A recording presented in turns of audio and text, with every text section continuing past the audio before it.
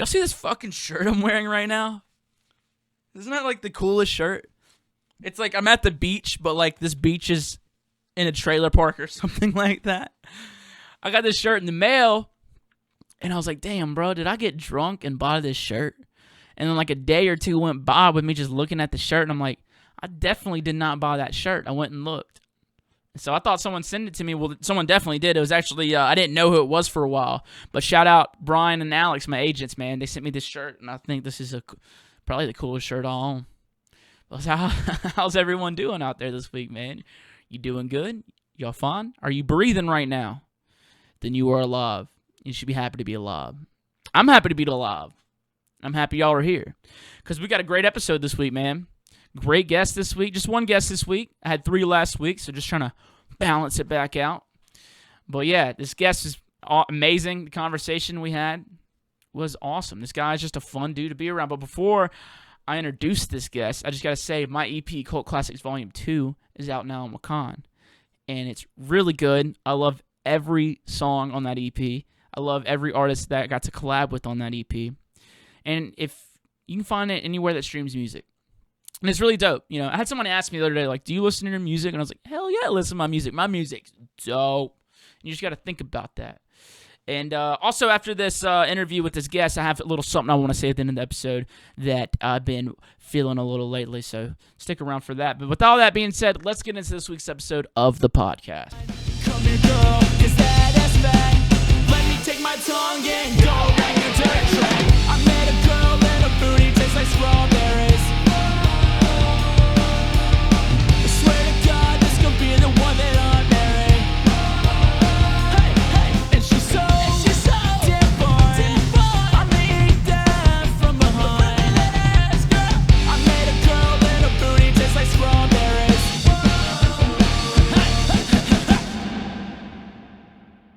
Joining us on the podcast now is a man I have a lot of respect for, dude.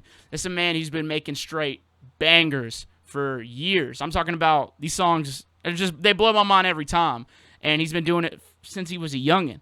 And I'm really happy to have him on this podcast. Ladies and gentlemen, Mr. Dion Timmer. Woo! What's good? Shout out my boy TVBOO for having me on. That's awesome. Yo, you're dropping all this love on me right away. Dang, bro. That's how we start, dude. This podcast is nothing but love, bro. Dang, I appreciate that. Well, hyped to be on, man. Stoked on all the things you've been doing, all those new tracks. So I saw that new tune with the boy Jake, G-Rex.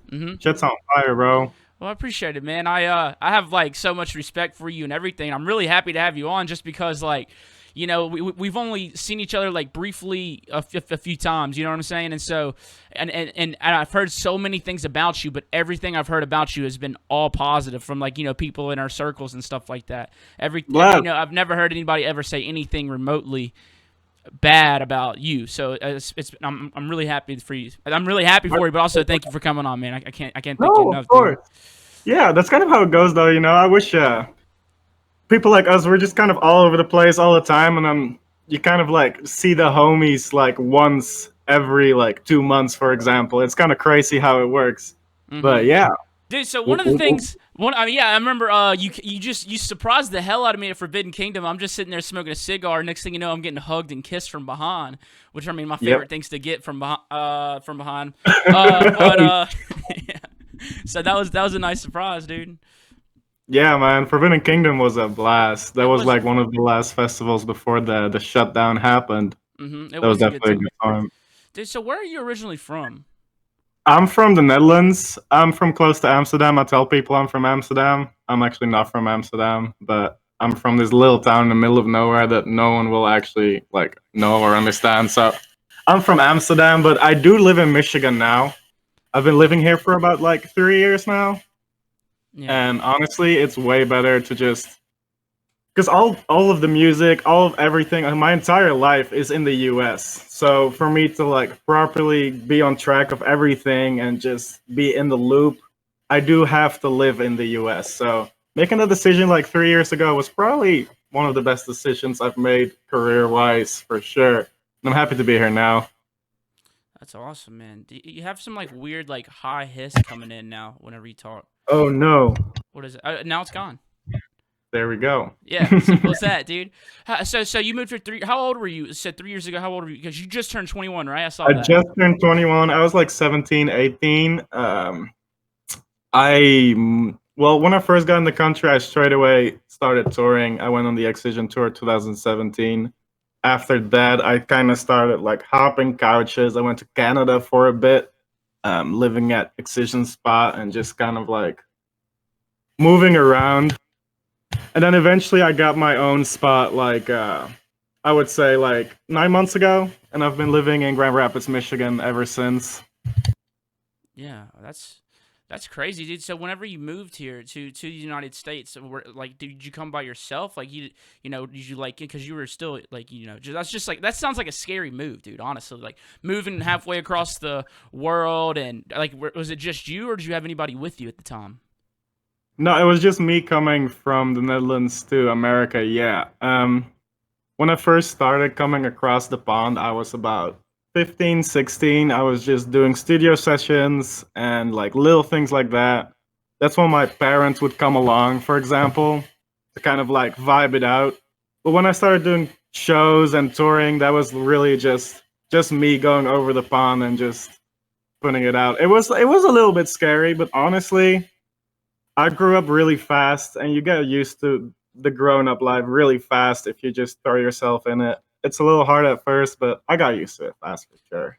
Yeah. Do you think was there ever like some things that you wish you would have still got to do, like because you did grow up fast, like dating chicks in high school or something like that? You're like, nah, now I'm on the road, dude. I'm on that tour life. Or like, I don't know what I would miss, but is there anything that you feel like you missed out on? You wish you could have did a little bit more of, or you're like, hell no, dude. I'm glad it went like this. Well, I'm sure you're glad it still went this way, but I wonder if there's anything Yeah. that you might have wished you could have did. Maybe college. I did finish high school. I got my diploma. Just I made sure that if something happens to this career path I'm taking, I always have like something to fall back on. So I'm still super young. If I want to go to college, I could go to college still. But college, I don't know. It's just a vibe, man. Like I see it out here in America. You guys take it so far, the culture, and I just love it. It's and I feel like I kind of missed out on that a little bit, but that's all Yeah. good, you know. Yeah, That's college in all good. America is wild because we got college football, bro, and those fucking football students are next level, man. Dude, what? I've seen some crazy shit. I've been to like a game, and it's not about the game anymore. It's about the It's the the time, people. bro. It's the time. It's about yeah, the time, bro. What games you yeah, go to? exactly. This was just some local stuff here in Michigan, just some random stuff. I don't even know. So But I'm such a big football fan, man. Are you a fan, or are you just like the whole vibe of it? no, no, no. Football is not too much my thing, but Excision is like the biggest hockey fan. Yeah, So he kind of like dragged me into that a little, like a tiny bit. I'm not like into sports at all, don't worry. But like when we went to Vegas for like a little vacation like a couple of years ago, we actually saw a Vegas Knights game, and that was crazy. yeah. Like they take that too far. Well, not too far. I actually like it a lot. They had like Lil Jon out and everything. Lil Jon was screaming on the tribune like, "Wow, what?" And I'm just sitting there like, "Where's the hockey?" And there's like a plane zooming by. It's not Dude, even about the game anymore, bro. yeah, but it's all those little things that just make it so special, man. That's awesome. I've I never been a love big hockey guy, dude, but whenever I started playing in Canada, like everybody's talking about hockey, and so I That's the recently thing started over watching there. it. During these COVID times, that finally just got the hockey league back up. So I've been watching it myself, man, and it's fun. It is fun. I Them. get it. That's Hell wild, yeah, man. bro. Dude, so you've mentioned Excision sometimes. I mean, we had to talk about it, dude, because he had such a big impact. Like that's so crazy. Like being 17 and just like this guy who's like the dubstep god. You know what I mean? The king of dubstep, being like, hey man, you can come live with me and do music and stuff like that. Like, how did y'all even get linked up? Yeah, that started out when I was about like 14, 15. I was like making tunes in my bedroom. You know how it works with everyone. You're just kind of making tunes by yourself, and no one really knows you do it, but you have like three homies on the internet. So I started uploading like mixes on SoundCloud, where it's just like a mix of just random dubstep tracks, and there's like what, like four original tunes that Yeah, I made, and they're unreleased and whatever. So I've uploaded those to SoundCloud, and about like a week later, AFK actually hit me up, and that was like at the time where I knew like no bigger How names or no how one. old And were you at that AFK, point though? I was 14 at that time, yeah. Okay. So I was like, damn, AFK, like AFK is like such a dope producer. I've been like listening to him for like so long. So to see his name pop up in my SoundCloud inbox, I was like, shit. So we started talking. He eventually asked me like, yo, you want to like make a tune? We made a tune. I asked him if I could remix one of his tunes on the floor, which was at the time like one of his biggest tunes. I did a little remix of it, and he liked it so much that he was like, "Yo, I'm gonna send this around to all my homies." So he took that file and he sent it to the one and only man like Jeff Excision, and Jeff kind of freaked out and was like, "Yo, I gotta get this kid's info right now, and I gotta get working." So that's kind of how the friendship started. AFK Jimmy kind of linked me up with Jeff. Shout out Jimmy, and honestly, it's just been from there. We've just been back and forth, music, just constantly learning from each other, constantly building on each other. It's Yeah. just been a good time. Yeah, I mean, you was like that 14-year-old protege, man. Like, Yeah. do you feel like whenever you were in the Netherlands around that time, do you feel like being where you were at kind of helped you get to where you're at now? Because I'm also grew up in a small town in Mississippi, and I felt like it made me work a lot harder, and it gave me a really good work ethic and stuff like that. Like, Yeah, do you think the same thing kind of happened with you in the Netherlands? for sure. Yeah, you get used to having no distractions or whatever. You don't have too much to do. The only thing you can do is do stuff for yourself. And for me, it was like making music. It was for you probably the same. Mm-hmm. And when you don't have too many distractions, you don't like. For me, I didn't go out to party at all. I didn't like homework too much either. All I just music, music, music in my room in the middle of nowhere. And now I'm in like a bigger city, and I agree with you. It kind of traveled over. I'm still able to focus on stuff. I'm still like, yeah, it kind of brought that vibe. You are kind of right on that. I agree. Yeah. That's awesome, man. So, was there a dubstep scene in the Netherlands, or were you just like an internet kid who found it on the internet and you're like, oh, this is it? It was a little bit of both. So that was like around 2012, 2013. I was like 13 at the time. I started like listening to it a little bit, before Yeah, like producing. That was UKF dubstep popping, Bear Noise was on there, Trolley Snatcher with all the fire, Skrillex was throwing out bangers left and right. right, dude. That, That's the guy that got most people in it right there. exactly. That's how, kind of when I started listening to it. Kind of lost on the question. You got lost in the question. I was like, I was asking if it had a big dubstep scene out there in the Netherlands. The Netherlands, yeah. Honestly, because it's kind of close to UK. Back in the day, there was a scene when it first started popping out, 2012, 2013. We had a couple clubs throwing events. There was a solid scene going on, but honestly, over time, it's been going downhill and downhill. And right now, all the events are kind of shutting down. There are still a couple that are popping, but not too much anymore. So we did have a local scene, but mostly it was, as you said, just internet stuff. You go on YouTube, your homie sends you this song, you're like, this is this dubstep stuff, yo, check this out. And it's like this blue circle with UKF in it, and you're like, yo, what's Yep. going on? Yeah, that's kind of how I got into it mainly. Oh, also, because I'm so young, you're not going to go out to clubs and go to dubstep clubs when you're like 12. Right, right. I think my first song, like first dubstep tune I heard, I think it was either "I Can't Stop" or it was Yep. there was this remix of a Legend of Zelda song, and me and my buddy he had like these big The subs Epic in his car. remix. I think so, man. I can't remember Yeah, the producer, but that was like the first dubstep songs I heard, and I was like, yeah, that's this is pretty probably the cool. homie Epic side. Yeah. Yeah, yeah, For yeah. sure. Dude, that was such Um, an exciting time for dubstep. Like, I mean, it was just exciting. It was just like it was so yeah. like it was such a dark. Like, I feel like the vibe of it's changed a lot too. Because then like that was like the dubstep, and it was like really dark and really wobbly. Now it's like in Mhm. your face production just gotten so clean. So like I people know, are I able to know, be so yeah. aggressive with it, man. Exactly, but I do like that people are looking back, People are looking back to like 2011, 2012 and being like, how did they do it back then and how can we do it now? Yeah. As we Yeah. talk about these like deeper producers and on these deeper labels, Wakan, Truth labels. Well, it's like all these producers are looking back, and I do like that a lot. I respect that. Yeah, I love that whole deep vibe, dude. Like the deep, dark, and dangerous crew, dude. Like Yep, yep, something yep. about it just makes me just get low to the ground. I'm not. I'm just low on the Exactly. floor, bro. It's just With wobbly, that man. real dub vibe, just taking it back a notch and just looking at how they used to do it back in the day, bringing back the soul of the dubstep, Mm-hmm. I guess. Dude, I feel like so. So, do you think like you got into it really early? And I'm starting to. I'm not. I don't know if I'm seeing it as much. I mean, I'm still seeing some young producers, but I feel like right now, just hip hop's just so big. Like making like really dope hip hop beats. And I don't know. Do you think like the dubstep scene is getting? I say like I want to say getting bigger because we know it is just because like all the stuff Excision does. I mean, we have the freaking dubstep Super Bowl, but like, do you ever think it's just Yeah. gonna be a thing where it's like that's what the kids are into? Because it's like majority it's just like hip hop at the moment. I feel you. That's honestly the way it's going right now, or how it was going. More festivals started popping up. More people started to listen to festival music, Yeah, including dubstep, which kind of introduced more and more people to dubstep.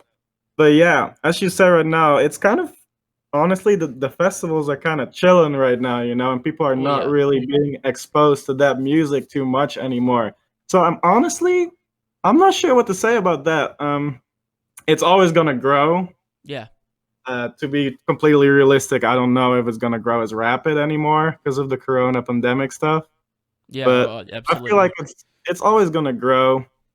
I don't know if people can ever get used to it, to like the hip hop way where it like can come on the radio, because Right. that kind of was going on in like 2011, 2012, when you're like, at least in Europe, back in Amsterdam, we did have a couple dubstep tunes playing on the radio, That's wild. and that was really interesting. But I feel like dubstep has kind of found its own route right now into like this deep rhythm vibe, where it's Yeah. like you won't see this on the radio for a little bit, I feel. But that's when all these artist radios come on, and all these dope podcasts where you can hook into and get the vibe. Right, right. You mentioned festival music at that time, so like, what I was thinking about this yesterday, like festival music, like like the festival trap and stuff like that. That was like popping in like 2014. Oh Like, yeah. like at that time, that was experimental. Like, isn't that crazy to think Mhm. about? Like that was experimental at the time, and It now, was experimental. yeah, and now like the experimental like bass music's like kind of turning into that festival vibe in a weird way. Like I'm noticing it. And it's like how weird is this music gonna get, bro? Yep, it's gonna branch, it's gonna fork, and then the forks are even gonna meet each other at some point. It's going all over the place, and I'm for it. Yeah, And they're the gonna be fun thing is, forking, dude. I'm trying to spoon though. I don't want to yeah, be forking. I want to be spooning, dude. You feel me? let's do that. Yeah, man, I'm interested to see. And it's weird. It's weird that no one figures it out until one person does it. I don't know if that really makes sense. No, that makes a lot of sense actually. Like it takes Yeah. that one person, that one idea to spark a whole new Yep. generation of like producers and stuff like Yep. that. Yep. Like Yep. Yep. I feel Exactly. That's I feel exactly like what that I mean. happened with Peekaboo. Like I feel like that's like the Yep. most recent one I can notice. Boom. Boom. Boom. There you go. Yeah. Peekaboo. Even Like like man, like Calcium and company, like the newer yeah. guys, Mhm. they've spawned some like real like genres. If that makes Yeah. sense. No, Because these kids are trying to sound like them right now too. no, I totally agree with Awesome. that, dude. Dude, so I want to talk about like whenever you first started touring, man. Like whenever like well, first off, like I'm ignorant. Let me just go ahead and say that before I ask this question. Was your English like good when you came here, or was it like a learning curve, or like I don't know what is even the language in Netherlands to be honest. See, I'm Right? ignorant, bro. I'm gonna be real. No, you're all good, bro. So our main language is Dutch. You get Dutch. born and you learn Dutch. But when you go to school, you turn like 6, 7, 8. You kind of they start pushing a little bit of English on you. Yeah. And then when you go to high school, that's when you get full English lessons, and it's like required. Like you have to pass English, or you're not getting your diploma. So like pretty much everyone in the Netherlands knows English, like fluent English. So when I came here, I did have a little accent, but like over time, this has kind of morphed into my own little accent of like American Dutch. Yeah, hell yeah. I got my own little Yeah, accent too, man. Dude, you know you should do Dutch step, dog. Dutch step. Yeah. I don't even know what that would be. That would be like some crazy hardstyle dubstep. Oh, it's hardstyle big over Yeah, there. Yeah, that probably makes sense, huh? yeah, that's kind of like where it was. Yeah, Rotterdam hardstyle. That's kind of where it all came from. The rave scene. Uh, honestly, gabber. Gabber. That's a Dutch word. What's it mean? Gabber dubstep. I'm down. What's it mean? Gabber. That's it's a terminology for like the hardstyle. If you're gabber, you're like into the hardstyle scene. You have like your shaved bald. You got the rave clothes on. You're like, shout out little Hmm. Texas. Dude, Gabber life. yeah, I had him on the podcast last week, man. He is Yeah, awesome to dude, talk he's to. gabber. There you go. Yeah, He's gabber AF, bro. yeah, that's a really cool individual, man. But yeah, whenever you were like out there touring when you were real young, like how do your parents feel about that, man? Were they like, a little worried or like, I mean, you're moving countries, like, Yeah. A little icky at first, of course, but honestly, they do trust like my team a lot when it comes to like Excision. Like the management team I'm with right now is the Excision team. I work with them. They are like my family. yeah, So I've been with them for so long, and even before I started touring, it's been a couple of years of me just chatting with Jeff, and working with the team. So my parents were like, they trusted him pretty much, and yeah, honestly, they knew that this was what I wanted to do. This was really what I've been working for, and this was really what I wanted to do, and I was set on it. And honestly, they had no problem with it. They loved seeing me do whatever I wanted to do. Of yeah, course, it's still hard for them. They're right, still having issues. Of course, it's still hard for them. It's still hard for me to be gone from my family for like what? It's been 8 months now. yeah, But yeah. like at the same time, uh, I'm living my life. They respect that, and I respect them for respecting that because that's a big deal too. Yeah, I get that. I mean, I respect that about you too. I mean, it's really hard to move away from family, especially so far. Like Yeah. I've been thinking about moving to Utah, and so it's just Oh like hell yeah! that's like far as hell from Mississippi, but I got to live It's my life. It's beautiful just there, like man. that. Yeah, but that's awesome, dude. I mean, here's the thing. I'm glad it worked out and everything like that, dude. But for the most part, you tell your parents, hey, this older DJ guy wants me to move into his house, and you're 17. They're like, what is going on here, man? But that's beautiful that it worked out, dude. That's awesome. Yeah, yeah, yeah, yeah. They did come along the first time Hmm. to Canada, but after that, it was like, yeah, he's cool. Don't worry. Oh yeah, he's literally He is like cool. he's the greatest. He's the greatest. That's like the He's the simple thing you greatest. could say. Dude. How's y'all's relationship? Do y'all talk like regularly, or are y'all both just pretty busy at the time? It's like sometimes we both have projects going on. Sometimes we work on a project together. Sometimes we're just bullshitting. We usually talk every day or every other day to catch up. Yeah, it's been just a really personal connection constantly. And honestly, I don't have too many other people that I have that with, so I respect that a lot. Shout out Jeff. Shout out Jeff, dude. It's beautiful, man. It's honestly awesome. Like the connections you make from doing music. You know what I mean? Like just from the music stuff. Like I have people in my life who like I would straight up die for if they asked me to, and I wouldn't have known them if it wasn't for this Yeah. music stuff. And it's like it's just I love seeing it. It's really and it's weird that it's like this wild like experimental sound and genre is just what brings like people together like in such a loving way. Like it's honestly beautiful. I love it. Yeah, and the thing is constantly growing, and new faces are popping up like every month. It's such an exciting time. It just does kind of suck that the pandemic is going on, kind of halting the in-person aspect of it. But we can kill it on the internet. We're Yeah, dude. rolling. I think everyone's doing a good job. Or have you just been spending all your time doing like music and stuff like that? I saw that you've been doing like some type of like 3D printing or like what is that? What is it that you've been doing that you've been posting pictures of like Yeah, stuff you've been making? Yeah, what is that? over here, there's my workshop over there. It's like a Okay, little corner. okay, Right there, we got a little press that I can use to press clothes. I have an embroidery machine to embroider stuff. sewing machine if I want to like make a cool cut. I also have a three. Oh, you cut out. Are we Oh, good? yeah, we're good. Okay, okay. Okay, rewind, rewind, Rewind, remix, dude. Spin it back. remix, Spin it remix. back. Uh, Yeah, I just you were talking about this 3D. Literally, you're like, I do have this, and then it cut. yeah, gotcha. Shit. Well, I do have the 3D printer right now. I use that to like make little pendants and like little jewelry things. I've been trying to like make rings as well, but that's kind of hard to figure out the right exact size and everything. But it's a little tricky right now because it gets really messy. And honestly, it's like when it's open like that, there's fumes coming out, so you have to like wear a mask and gloves. You have to open all the windows, or you're gonna suffocate.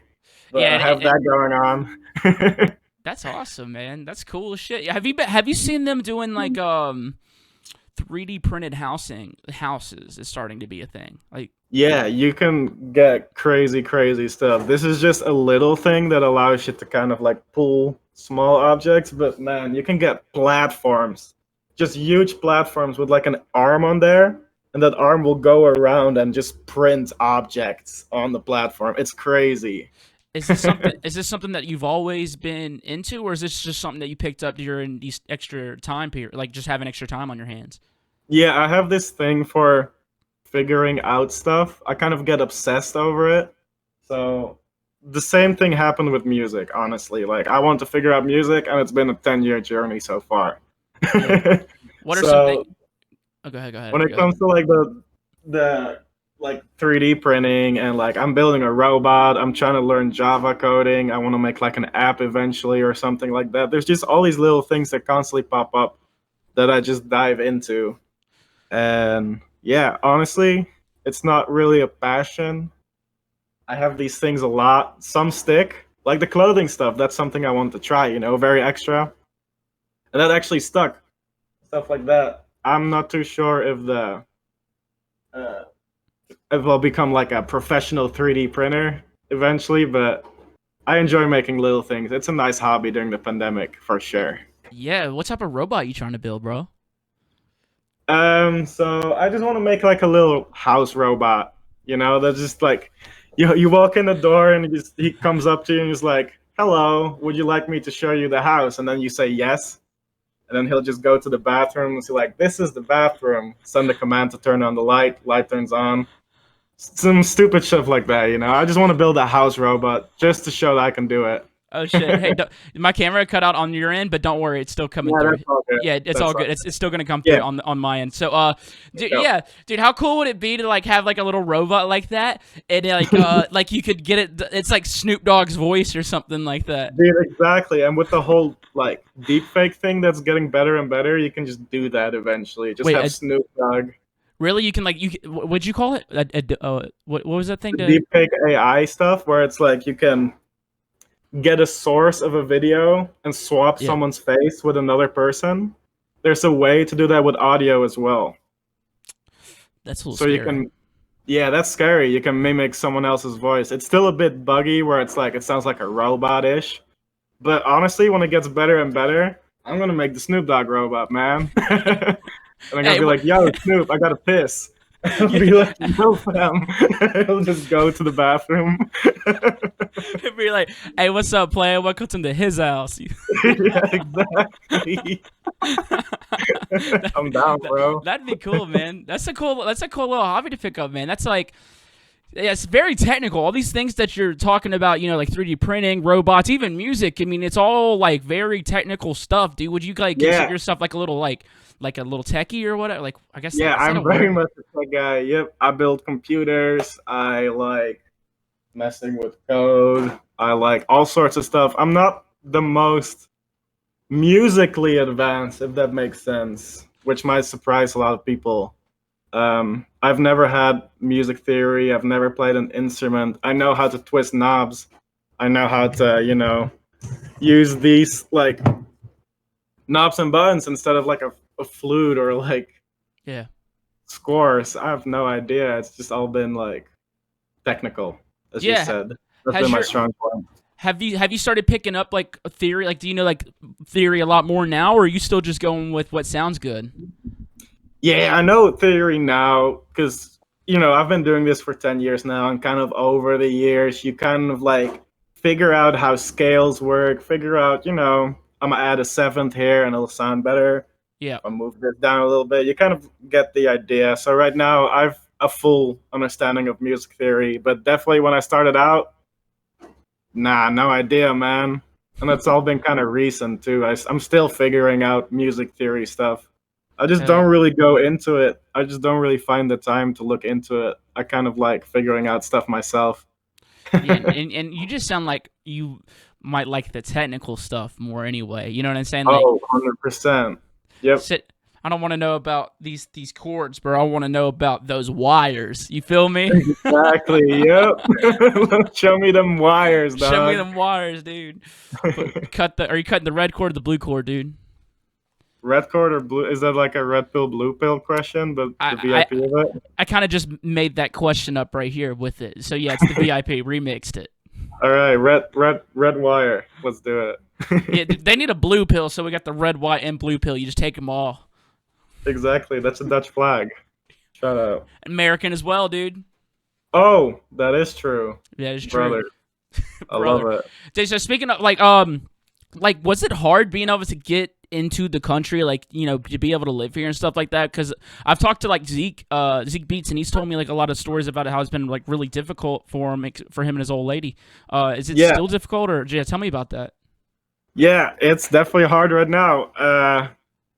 You do have to show that you're a big deal in order to get into America. So you have to get like, in order to get a visa, you have to show them that yeah, you're a big deal. You have shows planned in America. People want you in America. You have to have letters from American companies saying like, "Yo, you're chill." It's a whole process, man, and it takes so long too. And if you want it to go a little faster, drop a grand, drop another grand, drop another grand. It's crazy, but honestly, it's of course it's been worth it. I live here now, and being so close to my career and so close to my life compared to living in Europe, it's been so great. It just sucks. Every 3 years, you have to renew. I have to go back home at the end of the year, uh, which I hope is doable during the pandemic and everything. But yeah, eventually, I do want to look into getting like a citizenship, like a full-on citizenship. But as of right now, how things are going, I do enjoy being a little European boy. I don't Yeah. mind at all. Was it hard? Was it harder? Was it easier to get into Canada? Yeah, Yeah. Canada's easy. Canada is like they don't when you're doing shows in Canada, they don't really they're not too pressed about that. They're because it's like a more of like a cultural thing you're doing, you know? Yeah. That makes sense. If the I don't really know how to fully explain this, but you are allowed to play shows in Canada without a proper full visa. You just Yeah. have to get a letter from the promoter to say, you know, and that's for everyone. That's not just American people, that's for European people as well.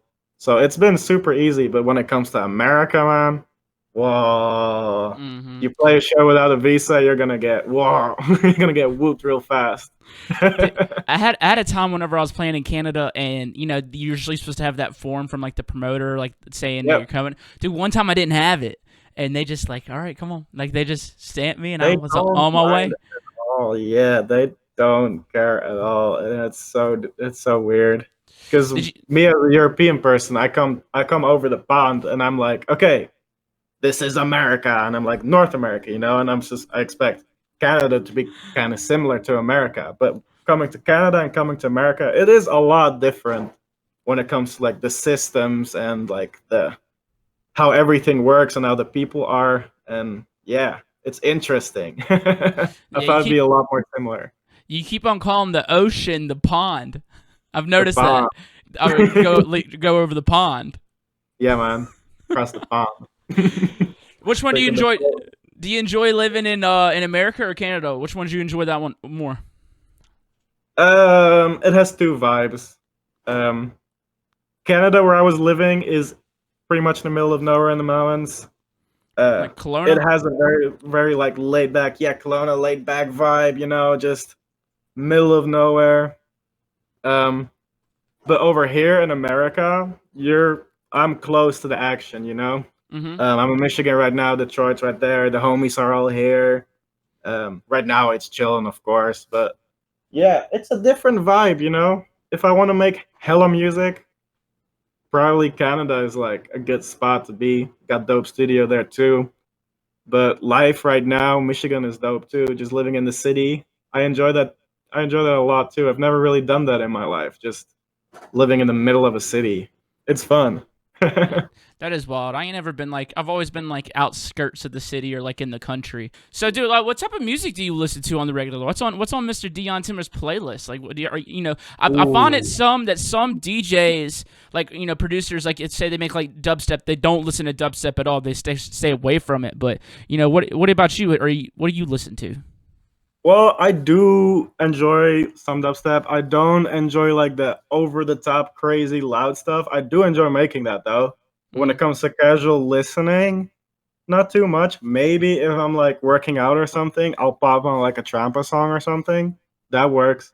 But when it Yeah. comes to casual stuff and like gaming or whatever, I'll pop on like some pop punk, some dope bands, some like Okay. maybe like some really sometimes I'm really really chill. I'll pop on some like Aphex Twin, you know, just like some chill stuff. I'm not too much on yeah, crazy loud stuff when I'm chilling. I do enjoy like a little soul to it. Yeah, dude, Like I like some good soul, man. What good type of soul. I love pop punk music. It's like my favorite genre to listen to. I think. What type of band? Like, what bands do you listen to? Pop punk. I wonder if we connect right here. If we're Oh, this compatible. is like honestly like everything, not just pop punk. I love like all the hardcore punky stuff. I enjoy like Bring Me the Horizon, Mm-hmm. Issues, Mm-hmm. older stuff, Pierce the Veil is dope stuff, like dope too. I love like Dance Gavin Dance. I love there's so many, just all like the a little like nothing too screamy or too distorty. Just as I said, something with some soul, something with vibe. That's what I enjoy. That you can just, you know. I do enjoy the screamy, loud stuff though. But that's a mood for everything, you know. There's a mood for everything. Right, dude. Now, you mentioned Bring Me the Horizon. I'm such a massive fan of Bring Me the Horizon. So, and I want to know, right? So, would you say you're a big fan? Like, you know their whole catalog, or just about a bunch of it? I wouldn't know their entire catalog. I just I got more interested after they started putting out like the Sempiternal stuff. That Yeah, was that's yeah, yeah. a little more leaning towards like their vibe, you know, instead of like the constant screamo deathcore shit.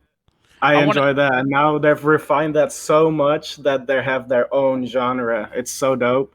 I want to know because I like to ask. I like to talk to Bring Me the Horizon fans about this. So, do you prefer like the Sepaternal sound, or do you like their like Amo album more? Like, which one are you fobbing with? Right now, I'm on man. If Amo. I'm gonna be completely real with you, I enjoy what they're doing. It's really fresh. It's really cool. I like that It's they really really fresh. have not been scared to take any type of chances or No, try new things, and that's always I think you got to respect that. You got to let artists yeah, like do that stuff. yeah, because I love Sam Paternal, and when it came out, it was such a great record. But if you look at back at it right now, it's like there's a lot of other songs that sound like that by other artists. Yeah, When they you look started. at Amo, and like even that like sister EP that they released afterwards, you know, that's like super experimental stuff. It's like Yeah, it's all their it is own experimental. thing. Yeah, it's just like they're really like grown up their sound, and I respect that. Maybe a little more than Sempiternal. Okay, bet. Do you feel like do you feel like if you wanted to make a change like that, like how they went from like doing, the heaviness to like the pop, almost like pop rock stuff. Do you feel like that, like, not even just you, like most DJ producers, bass music producers could get away with something like that? Or because, I mean, we saw it happen with Getter where he did it, his tour, and he got so much backlash from it, even though the music was so amazing. Yeah, exactly. It's a little tricky situation, you know, because as an artist yourself, you do want to do things like that, and you expect the crowds to kind of go with you. But you do kind of have to, when you do things like that, yeah, it is possible. But I feel like you would have to kind of have people get used to it slowly over time. Yeah. Not just like, okay, this music is gone now forever. Now it's gonna be this music. It has to be like slowly. But that's my opinion. I don't know. No, no, I think Bring Me the Horizon did almost like that. They were Yep, it was like a exactly slow like that. transition. It's a Yeah. slow transition. If you listen through like, Sempiternal Drop, that was like different from their older stuff, but not too different. Still had some grungy corey tracks on there.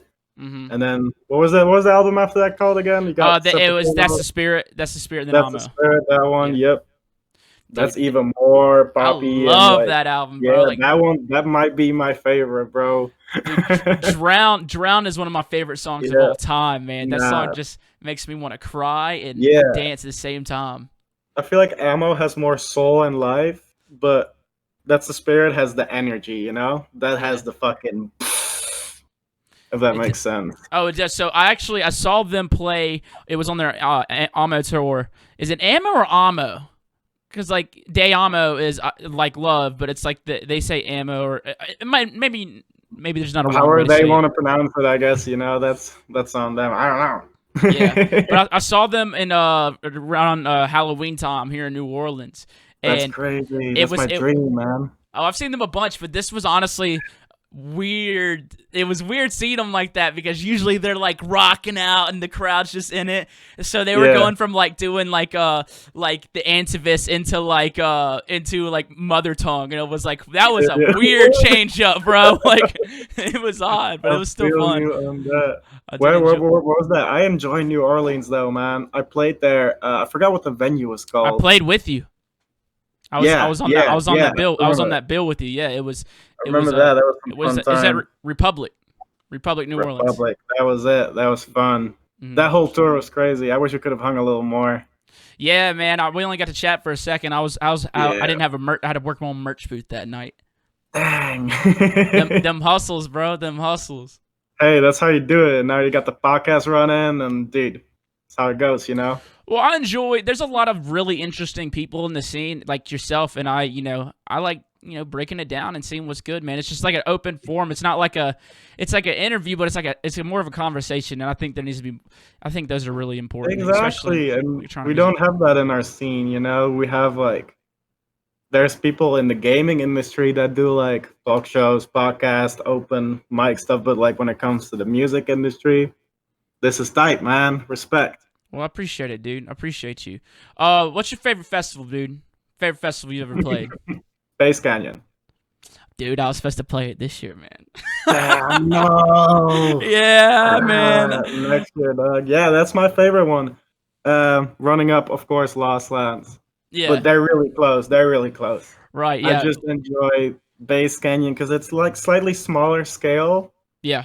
and it is a different vibe, man. It's like the venue is fucking insane, bro. I was really looking forward to it, man. Freaking Lost Lands changed my whole life. I played the 2018 year, like 2 a.m. on one of the sound camps, and that was really, Yep. I can narrow my like set, like my career changing from a single set. Can you? There you go. Is there a set for you that was just they were like one set in particular where like it's just trying to change your career? Which one was that for you? That was my first ever show. Because my first ever show was not in America, it was actually in Paris. Yeah. Because I could do that without having a visa, of course, because I'm European. You can just go to France and just work there, which is super nice. So they got me that deal. I think I was like 16 at the time. And yeah, that really like defined the route because that first show, it was Animals, which is like a giant event in Paris, and it's not like a solo show. It was like a festival, so there were like other people on the bill. There wasn't really any pressure for me to like sell tickets or whatever. They Right. got me a really good billing spot because it was my world premiere, and it was crazy. There were like thousands of people. I was shaking. I couldn't move. All I could do was just twist the knobs a little bit, and at the end of the set, I grabbed the microphone. I was like, "Thank you, Paris." Microphone was off. No one heard it. But the thing is, that did define some stuff because I did bring my parents, and I did bring like my agent was there too, and I really like had a look at how everything worked, and like how like the 5 minutes before the set, you know, how that felt, and like all of that changed my mindset, if that makes sense. I really like it set the road for me. I was like, dang, okay, this is what I want to do. Well, that's wild, dude. Your first show was in front of thousands of people on a festival lineup. Like, I that's got crazy. lucky. It That's was like wild, an man. indoor Hey, bro, festival. luck ain't had nothing to do with it, dude. You got it because you worked for it. Nah, yeah, sort of. It's a little Dude, mix of RNG and skill. I don't know.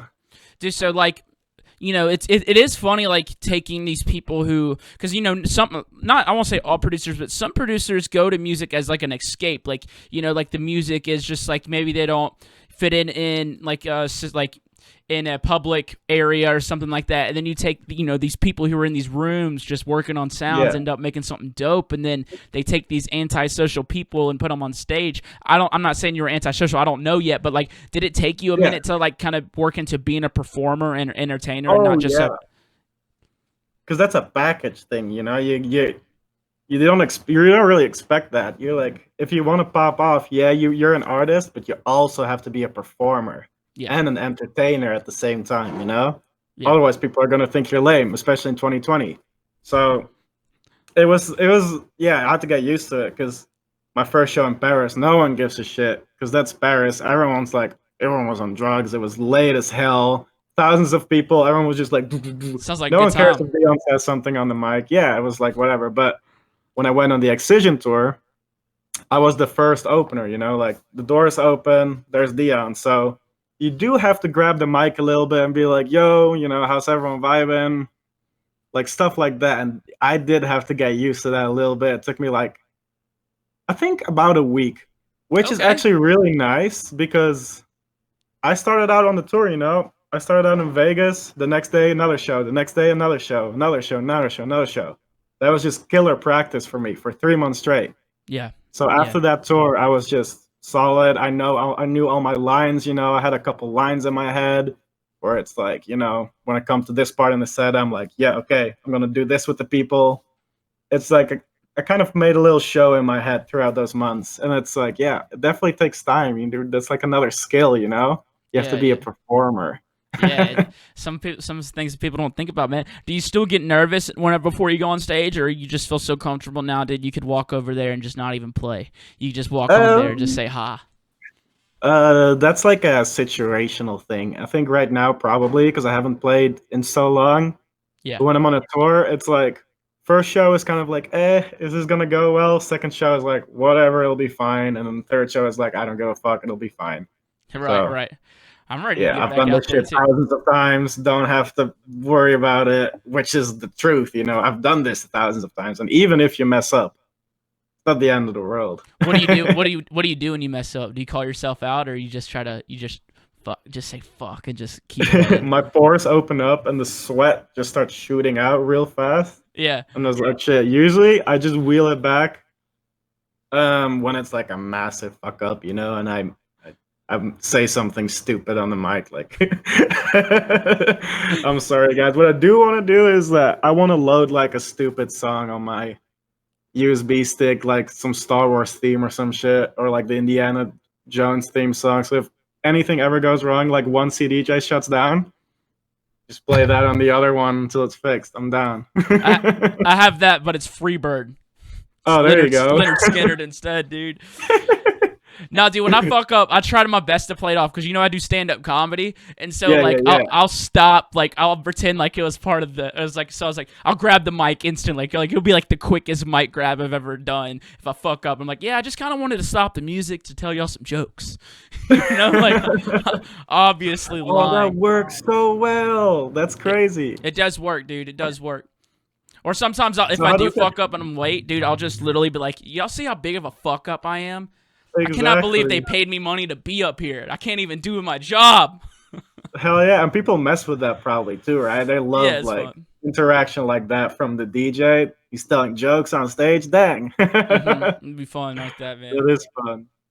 That's a Well, vibe. We had Dave Dubloads do that on the Neon Phantom tour. We had actually the CDJ tables fall over, so they I were on the saw the ground. video. I saw the video. Yep. So that was on the floor. So what Dave did, Dubloads, went on stage and he did a little stand-up thing for like 5 minutes. That's awesome, dude. Does he still do stand up, or was that just like a thing that he That just was was? like a one-time thing. Yeah, he's not a stand-up guy. He was just being funny. Hey, man, respect though, dude. Respect. Yeah, shout out Dave. Shout out Dave, man. Shout out Dave. Well, look, man, I really want to thank you for coming on my podcast, dude. I can't thank you enough. Shout out you, but also fuck Discord for being a little, they're That's having all issues. good. This You know, one more question for you though, dude. If you weren't doing music, man, what would you be doing? I'll be running a badass Minecraft server probably. Is that can you make money on that? Hell yeah. Really? Yep, you can.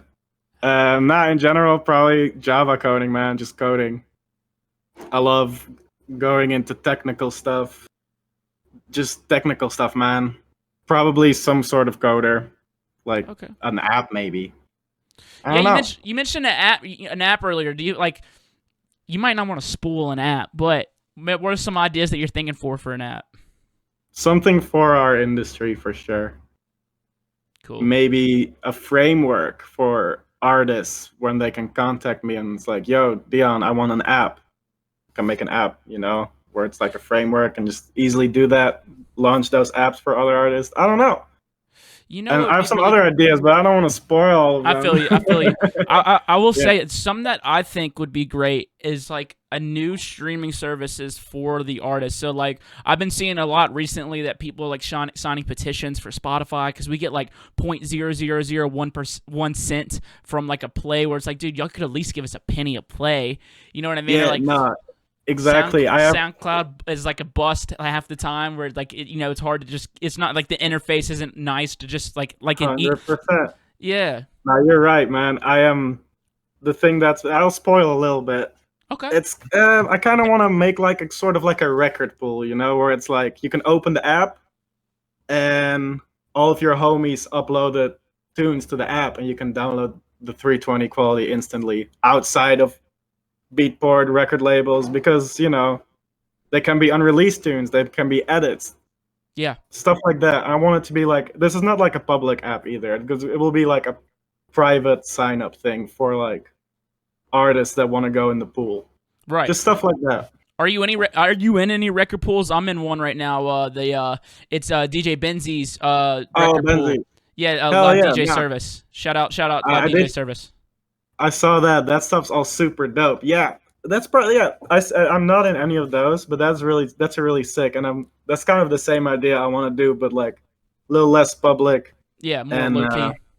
yeah, just my own framework. Something I coded myself that I have full control over. And if Yeah. there's something that's fucks up, change Yeah. it myself instead of like relying on SoundCloud or relying on Dropbox or relying on any other servers that's gonna fuck up at some point either way. Yeah, dude, that record pool's awesome. I know I was a resident DJ at a gay bar for like 3 years, so I was DJing, like 2 nights a weekend for like many hours, and they did this. I think it was like a $30 a month trial, like this is how you had to pay for the record pool. Yeah. But they did like this 12-hour special where if you paid $99, you got a lifetime membership, and I was Hell like, yeah. what? So I have it forever. right. Yeah, I have that Yeah. record pool forever. I'm excited about it, man. Yeah, the app idea for my record pool would probably not rely on money because I do not directly need the money from the artist, but what we do need is tunes. So I could probably make a limit like, hey, upload 1 audio file every month or you're going to get kicked out. That's Stuff like that, yeah, that's a good role. I like Which that. keeps everything alive. And Well, it doesn't even have to be unreleased stuff. You can just like upload your new EP to it and all the homies can get it. Yeah, well, whenever this pool is created, dude, I want to come swim. You feel me? Dude, of course. The pool's open. Pool's not closed. If you get the reference. I get you, man. I really do. Well, look, man, I cannot thank you enough for coming on the show, man. I'm Yeah. really glad we got to talk. I've been wanting to talk with you for a while, and mad respect to you, and I love all the stuff you're doing. I'm excited to continue watching, continue being a fan of you. I'm a fan of you, bro, and respect to you for having me on. Just, it's been amazing. So much fun just to kind of like see some faces during this crazy Yeah. pandemic. I agree, man. I agree. Well, whenever we get back out there, dude, we're going to have some fun together, all right? Sounds good, brother. Later, bro. Peace. Peace, peace, peace. And that was Mr. Dion Timmer, y'all. Shout out that guy. Ah, damn. What, like, that's like one of the, that's such a ballsy thing to do whenever you're a youngin' to like move across the world to go do music. I mean, dude, that's so awesome. Like, I don't even, he's such a nice guy. Like, that was the thing that I knew going into this. Like, I've talked to a lot of people who know him. We've talked briefly, but literally every time I've talked to, or anybody's ever said anything about Dion, it's like, he's just such a nice guy. And we're having technical difficulties because of Discord, and dude, he was so cool about it. He was just happy to be here. I was happy he was here. So shout out that guy, man. That was awesome. Let's keep it rolling. So I just wanted to take a minute here at the end of the episode, kind of tell you how I've been feeling about something. And I want to do this towards the end, not the beginning, just because I didn't want to get all sentimental in the beginning of the episode. But, you know, my EP, Cult Classics Volume 2, just came out. And all the feedback has been amazing. Everyone's been really excited about it. I'm really excited about it, you know. Excited that I got to work with the people who I worked with. Excited how great the songs sound. I love them. I really do love those tracks. But what I really wanted to talk about is like where it came out on Wakan and kind of what that means to me. You know, I remember being a young producer, just, you know, loving what I was making and just listening to all the cool music coming out and people were making. And I remember stumbling across Wakan, and it just like the music was, it changed me. I remember first the artist that changed me was Yeti, and it was a Wakan release, and it changed the way that I heard electronic music. And I just remember saying out loud, man, I would love to be on that label one day. And it was never something that I was actually, even though I said I would love it, it was never something I was actually pursuing or going after. I was like, man, I gotta work to be on Wakan. I was like, no, I was just working, and it just so happened to work out like it did. You know, like these releases aren't one-offs. Like I'm gonna be releasing with them for a while and stuff, and it just, I don't know how the universe works like that. You know, like meeting someone like Liquid Stranger, who's just like one of the purest souls you could ever meet. And I guess one of the reasons I'm saying this is just because of like, I don't know. It means a lot releasing with them, because I know sometimes it's a risk taking on an artist. Not just saying like, hey, we'll release your music, but like, you know, being associated with a place. You know what I mean? Like being in a family. Sometimes it can be risk taking people in, because I feel like, especially with me, because, you know, I say a lot of dumb shit. You know what I mean? And you know, I can offend people sometimes, and that's never me. I'm not actually trying to offend people, or whenever I do stuff, my artwork can be controversial, but all that's just, you know, that's just who I am. You know, I like to joke around. I like to make jokes. I like, you know, weird looking shit. You know what I'm saying? I like weird music. And for them to know that about me and see that, know that it's a little bit of a risk and don't care and still take me in, you know, it just really means the world.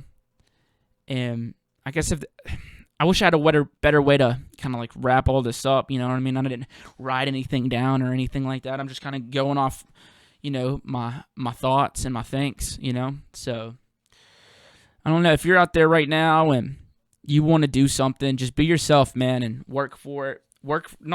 Just work for you, honestly. Don't work, I mean, it's okay to work for things, but just be yourself and love what you're doing, and whatever you're trying to do, the universe will provide. And I don't understand what that is. Maybe that's the Lord. Like, who knows? Like, maybe it's just, I don't know. I wish I knew the answers, but I kind of just wanted to talk about it, just because I've been thinking about it. And I just want to say, you know, thank you to Wakan for taking me in, and thank you to everybody out there who's listening to the EP or has listened to a podcast or came to a show before, because it's like, you know, I wouldn't be able to do this shit if it wasn't for people like that, you know, people like y'all. And you know what I mean? It's just, I mean, and I want to say thank you to everybody out there who's just supporting somebody doing what they love to do, because, you know, people love to do something, they're going to do it regardless. And, you know, sometimes people are able to make a career out of it and make it their actual way of life. And that wouldn't be possible without people like y'all or anybody out there supporting, or, you know, any labels out there giving some people chances, or any, you know, families out there taking people in. You know, none of it would be possible if it wasn't for all that. So I just wanted to say thank you at kind of the end of this episode. So yeah, just thank you everybody out there, man. I hope y'all enjoyed this week's episode of Talks with Taboo. Yeah, man, Dion was awesome. Shout out Dion. Shout out everybody listening, dude. Shout out everybody who's listening to EP. It means a lot. A lot more where that came from, and also a lot more of this podcast where that came from. And I will see y'all next week, man. Peace.